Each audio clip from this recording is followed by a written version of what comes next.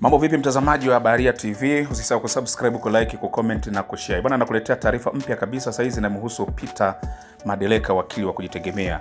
Taarifa inasema kwamba wakili Peter Madeleka amekanusha vikali tuhuma zinazomkabili kutoka jeshi la polisi, akisema hatambui wala hakumbuki uwepo wa amri yoyote ya mahakama inayodaiwa kudharau.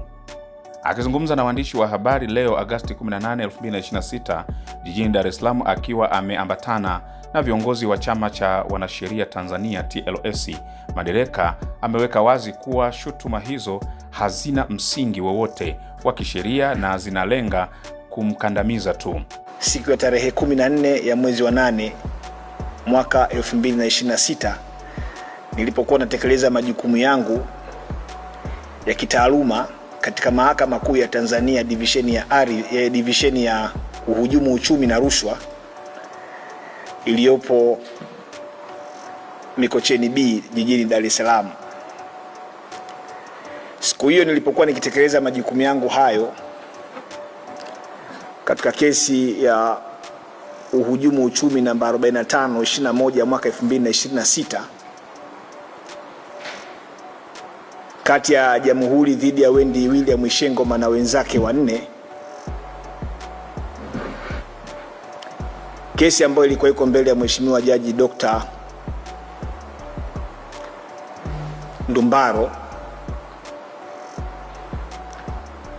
Ghafla walitokea askari wengi ambao idadi yao kwa sasa siwezi kuikumbuka, na wakiwa na silaha nzito na kivita, walinikamata baada ya kujitambulisha kwamba wao ni askari wametoka kanda maalum ya Dar es Salaam, na hivyo kunitaka niambatane nao mpaka kwenye ofisi hizo.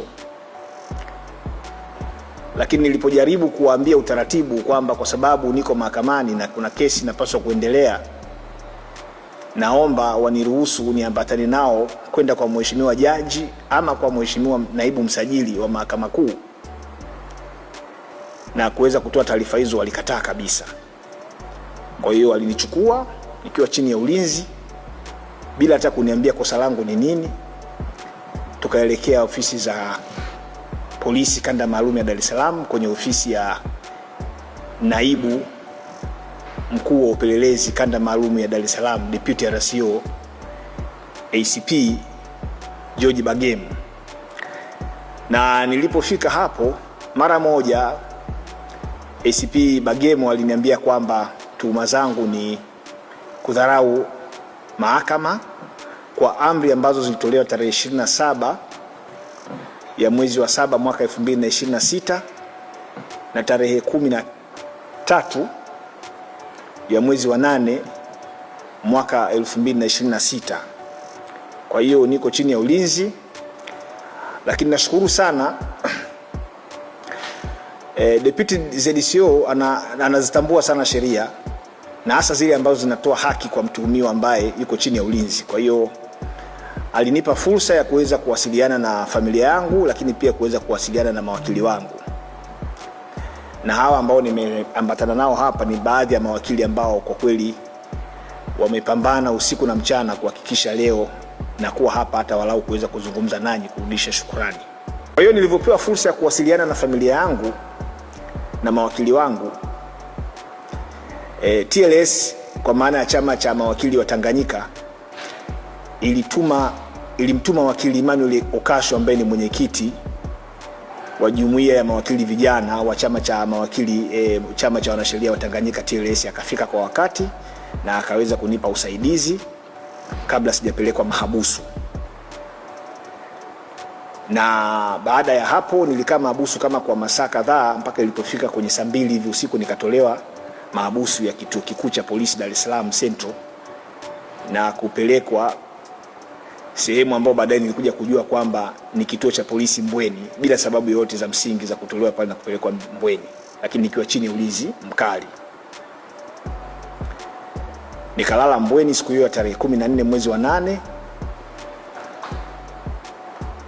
mwaka 2026. Asubuhi ya tarehe 15 mwezi wa 8 mwaka 2026 nikaja kuchukuliwa na kurudishwa kituo kikuu cha polisi Central, ambako niliendelea kukaa hapo mpaka jana jioni nilipopewa dhamana. Lakini labda niwaambie tu kwamba nini kinachoendelea. Hivi ninavyozungumza nanyi nimetoka kuripoti kama ambavyo nilitakiwa kufanya katika ofisi za kanda maalumu ya polisi Dar es Salaam,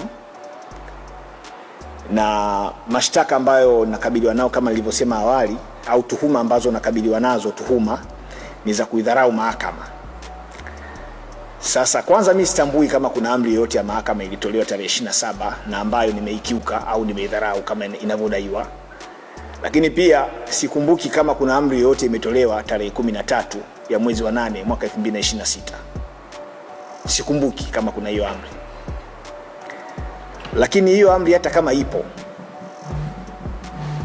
na ambayo ndio imepelekea tuhuma hizi nilizonazo chini ya kifungu cha 114 cha sheria ya kanuni ya adhabu, ambayo ni sura ya 16 ya sheria za Tanzania. Kifungu hicho kinaeleza wazi kabisa kwamba mtu yeyote ambaye anafanya kosa la kudharau amri ya mahakama anapaswa kuchukuliwa hatua papo kwa papo. Manake kwa maneno mengine ya kitaalamu, he or she must be summarily punished by the court. Kwa hiyo kitendo cha kudharau mahakama kinapaswa kuadhibiwa mbele ya mahakama iliyodharauliwa. Kosa la kudharau mahakama chini ya kifungu cha 114 cha sheria ya kanuni ya adhabu, kosa hilo duniani kote halijawahi kupelelezwa wala haliko subject ya upelelezi wa polisi. Sasa wakati mwingine wazungu wanasema this is a blessing in disguise, ni baraka inayokuja kinyume tuweze kujifunza. Lakini kwa mara nyingine niwashukuru polisi kwa namna ambavyo walinikamata, kwa nguvu waliotumia, kwa namna ambavyo nimekaa nao kwa siku hizo 2 au 3 kama sijakosea, na kwa namna ambavyo wanafanya upelelezi wao kwa weledi. Wanafanya upelelezi mzuri kwa weledi, lakini kwa namna ambavyo pia wamenipa haki zangu za msingi. Nimeweza kuwasiliana na familia, nimeweza kuwasiliana na mawakili wangu, lakini hata leo niliporipoti, licha ya kwamba nimekaa muda mrefu sana bila sababu za msingi, lakini baadaye walikuja kuniruhusu kwamba ondoka bana, utakuja siku ya Alhamisi. Hayo ni lazima nishukuru, kwa sababu tusiwe ni watu wa kulaumu tu kwa kila jambo. Kuna mambo ambayo ukifanyiwa unatakiwa ushukuru. Yanaweza asiwe na faida leo ukaona kama umefanywa vibaya, lakini yakawa na faida siku zinazokuja, na sio faida kwako tu, faida hata kwa watu wengine. Sisi tunapigania haki, hatupiganii haki za marafiki zetu, haki za wapendwa wetu, tunapigania hata haki za wale wanaotufanyia ubaya. Kwa sababu hata mamlaka ambao watu wanajivuna kuwa nayo leo ni mamlaka ya muda tu. Ni mamlaka ya muda tu. Mamlaka yanapita. Nchi haijaanza leo. Walikuwepo watu walikuwa na mamlaka makubwa, walikuwa wanaonea sana watu, walikuwa wanasimanga watu, walikuwa wanawafanyia watu vibaya, lakini mwisho wa siku waliondoka, kazi yake ofisi. Asante kwa kuifuatilia Baharia TV. Usisahau kulike, kusubscribe, kucomment na kushare.